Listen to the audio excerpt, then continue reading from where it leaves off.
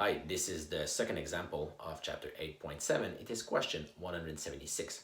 So let's read the question first. Question 176. A galaxy is moving toward us. In other words, the distance between ourselves and the galaxy is decreasing with a speed of 100,000 kilometers every second. And it emits 656 nanometer light characteristic of hydrogen. What wavelength will we observe on Earth? So the first part we need to pay attention to is the velocity.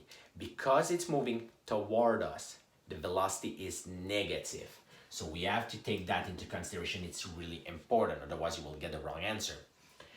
The velocity itself is 100,000 kilometers every second. Now light travel at 300,000 kilometer every second, which means that this velocity is 1/3 the speed of light. And notice I still added my minus over here. It's important.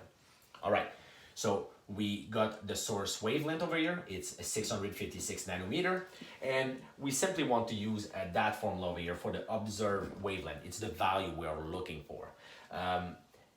The important point, we will replace the source wavelength with its value over here, and the important point I want to bring your attention to is the velocity over here. Note that even though we did not remove the plus or the minus, we did include the negative when we replace the velocity. All right, so plus minus 1/3, and here we got minus minus will become a plus. When we compute everything, we get that the observed wavelength is 463.86 nanometer. Okay, so the question is fairly straightforward. However, make sure you identify correctly if the velocity is positive or negative. That's the most important part here.